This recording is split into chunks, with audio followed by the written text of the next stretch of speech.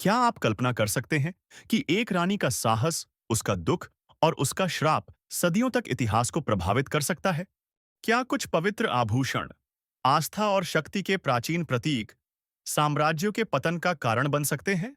स्वागत है रानी अलमेलम्मा की रहस्यमयी कथा में। एक ऐसी कहानी जहां प्रेम, विश्वासघात और दैवीय क्रोध ने दक्षिण भारत का इतिहास हमेशा के लिए बदल दिया। हमारी कहानी शुरू होती है 1600 के शुरुआती वर्षों में, श्रीरंगपटना से, कावेरी नदी के किनारे बसा एक समृद्ध नगर, जो कभी विजयनगर साम्राज्य का गौरवपूर्ण केंद्र था।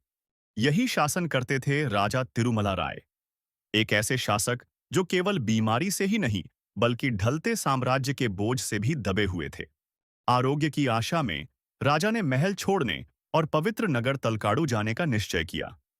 लगभग 60 किलोमीटर दूर, जो अपने प्राचीन मंदिरों और कावेरी नदी के पवित्र जल के लिए प्रसिद्ध था। राजा की अनुपस्थिति में राज्य की जिम्मेदारी संभाली उनकी पत्नी रानी अलमेलम्मा ने।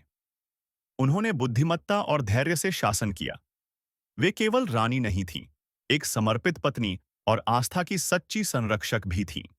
हर वर्ष पूरी भक्ति के साथ अलमेलम्मा अपने पवित्र आभूषण, सदियों पुराने सोने के गहने, जिनमें उनका अनमोल और सुंदर बड़ा मोती नथ प्रमुख था, श्रीरंगा नायकी देवी की मूर्ति को सजाने के लिए भेजती थी।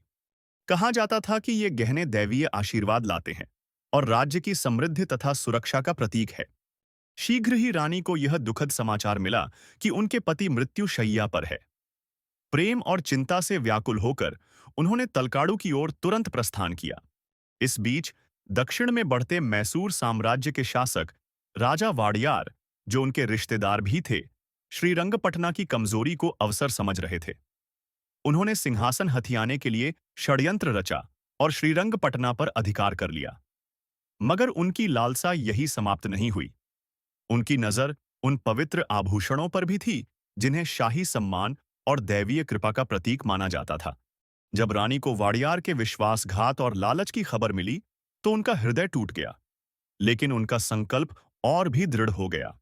अपने सम्मान और उन अनमोल आभूषणों की रक्षा के लिए वे रात के अंधेरे में तलकाड़ू से निकल पड़ी।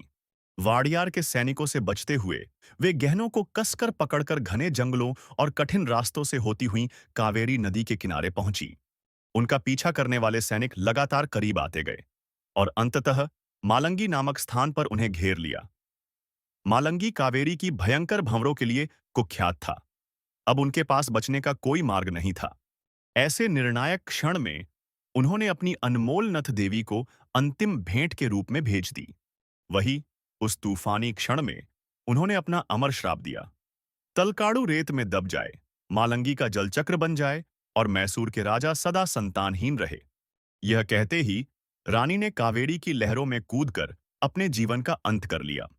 समय बीतता गया और श्राप जैसे साकार होता गया। तलकाड़ू रेतीले मरुस्थल में बदल गया, जहां 30 से अधिक प्राचीन मंदिर अब भी रेत के नीचे छिपे हैं। मालंगी के चक्रों ने वर्षों तक अनगिनत जाने ली, और सबसे गहरी चोट यह थी कि मैसूर का शाही वंश बार बार संतान प्राप्ति में कठिनाई झेलता रहा। कई बार राजाओं को अपना उत्तराधिकारी गोद लेना पड़ा। आज भी रानी अलमेलम्मा की पूजा की जाती है। मैसूर महल में उनकी केश जुड़ी सुरक्षित रखी हुई है, और उनकी अमूल्य मोती वाली नथ आज भी देवी रंगनायकी की प्रतिमा पर शोभायमान है। इस कहानी ने अगर आपको प्रभावित किया, तो जुड़े रहिए लॉस्ट लेजेंड्स के साथ और जानिए वो कहानियां जिन्होंने दुनिया को आकार दिया।